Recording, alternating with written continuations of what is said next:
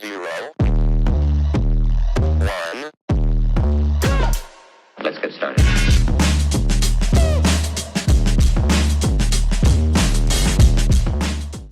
Hey, welcome back to the Reinvention Room. I'm so glad you're here. I want to ask you something before we even get into it. Have you ever noticed that the people closest to you don't always respond the way you'd hope they would? Like, you finally decide to change your life. You start taking better care of yourself. You start chasing something you wanted to do for a long time. And, you get more intentional, more disciplined. You're doing the work. And instead of getting excitement back, you get silence.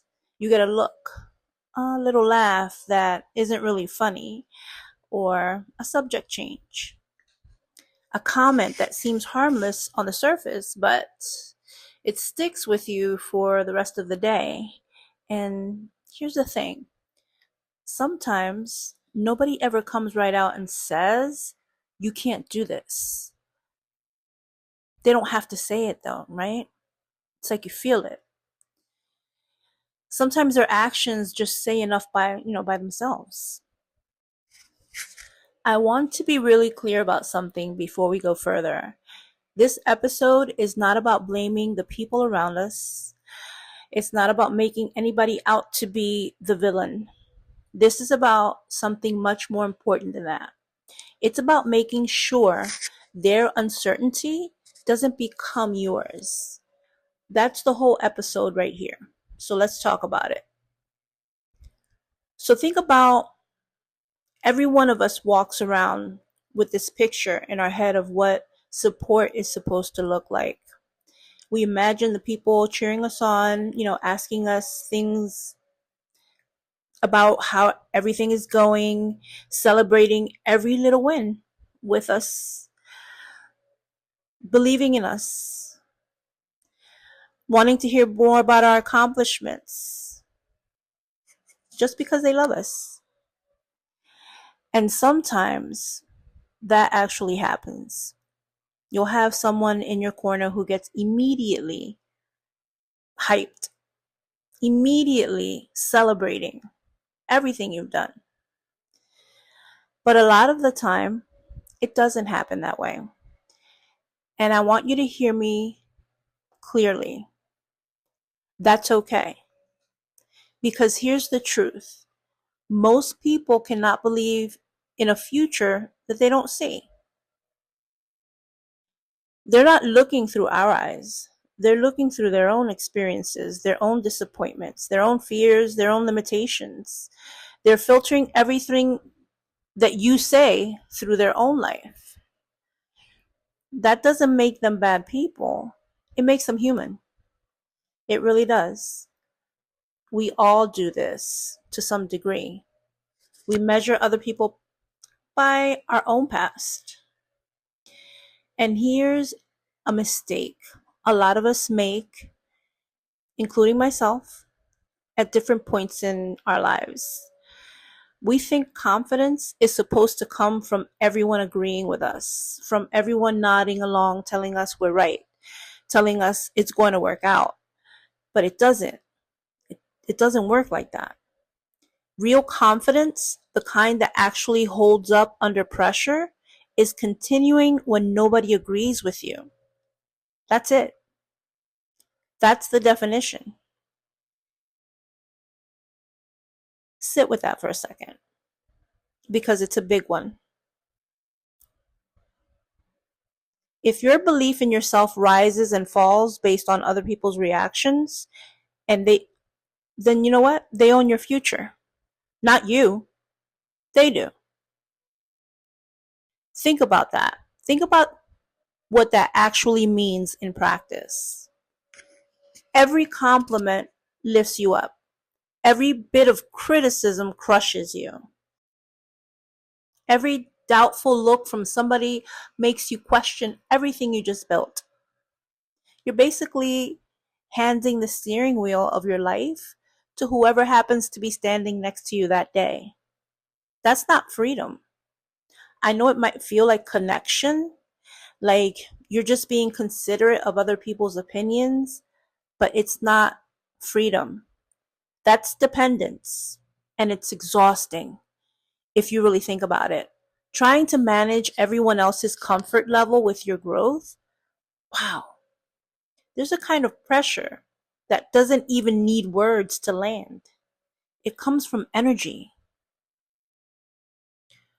You know the feeling you tell someone you're starting something new, maybe it's a business, a fitness goal, a relationship with yourself, a creative project, whatever it is, and they nod, right? They smile. They say something like, that's great, or good for you, right? You know that feeling, right?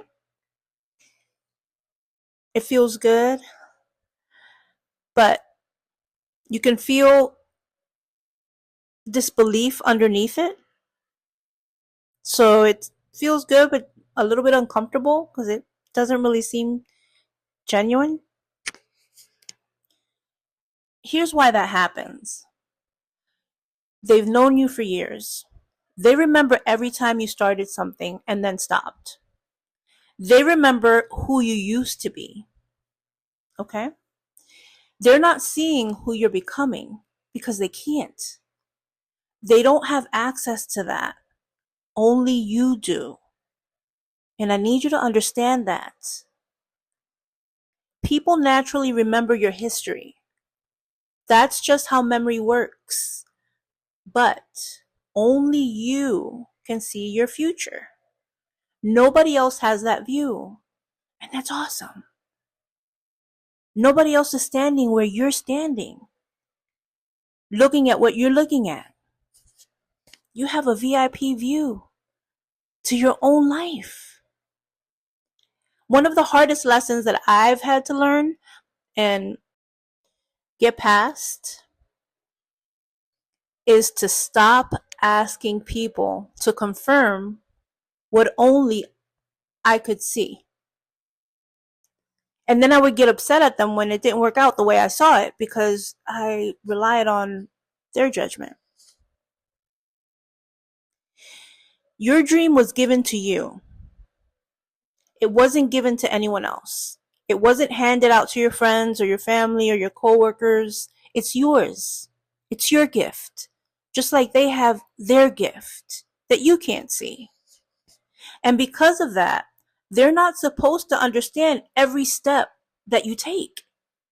They're not supposed to feel what you feel when you're in it. Because if they did, if they felt exactly what you felt and saw exactly what you see, it would be their dream, not yours. So the fact that people don't fully get it, that's not proof that something's wrong with your dream. That's just proof that it's actually yours. And let me give you a picture for this because I think it helps. Imagine you plant a seed in the ground.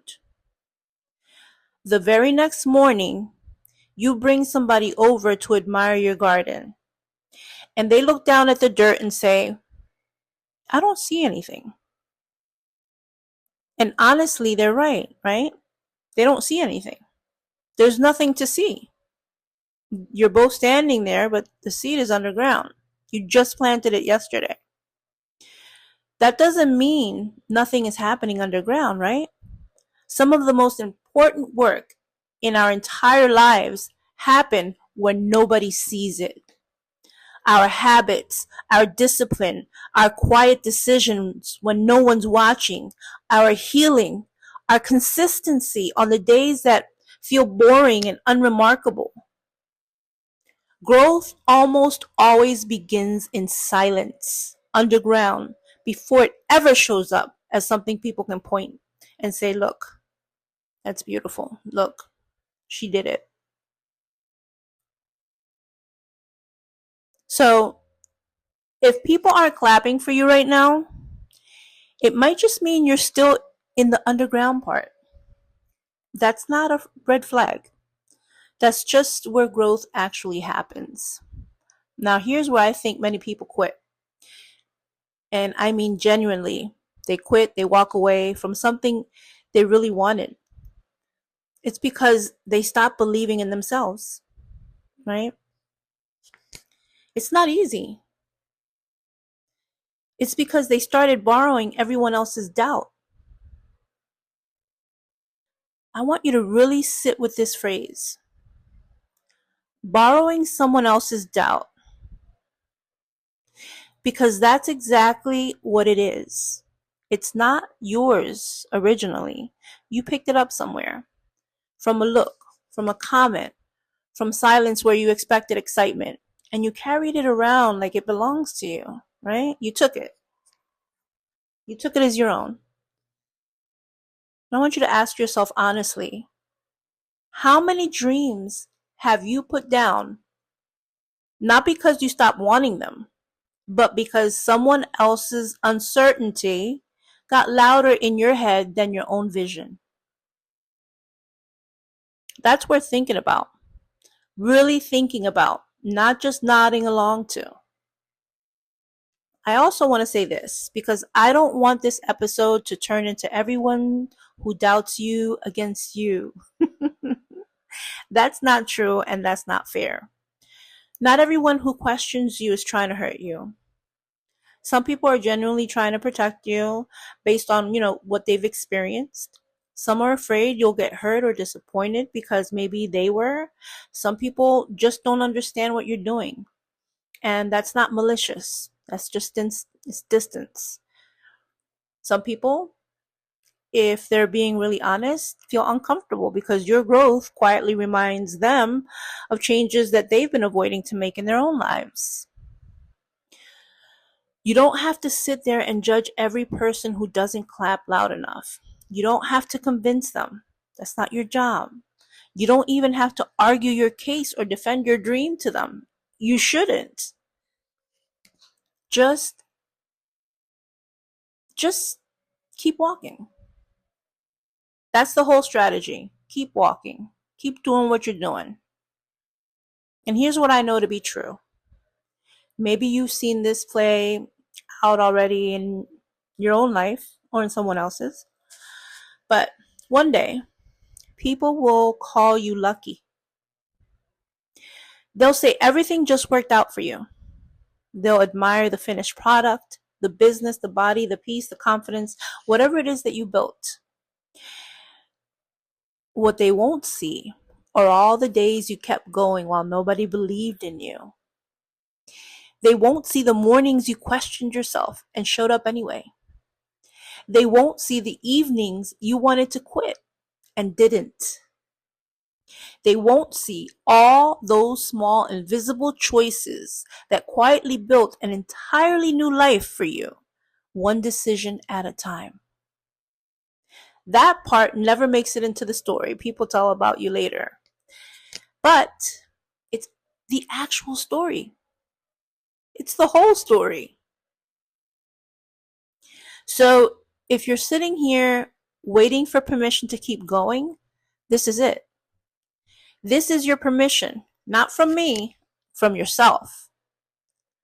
And if you're waiting for everyone around you to finally believe in what you're doing before you take the next step, I need you to hear me. You may be waiting forever. Some people are never going to fully get it, and that's okay. It doesn't mean you're wrong. It doesn't mean they're wrong. You just have to believe anyway. Take the next step anyway. Stay consistent anyway. Stay kind anyway. Even to the people who doubt you. You don't have to become bitter to stay strong. Stay humble anyway. Stay the course. Because here's something I really believe. The people who change their lives aren't always the most talented people, or the smartest, or the most naturally gifted. A lot of the time, they're just the ones who refuse to let temporary doubt become a permanent decision. Temporary doubt, permanent decision. Don't let one become the other. Thank you so much for spending this time with me here at the Reinvention Room. If today felt personal to you, good. That means you're building something worth protecting, something worth defending. If the only person defending it right now is you, that's beautiful. That's all you need. So remember, fall in love with your life. And I'll see you next time in the Reinvention Room.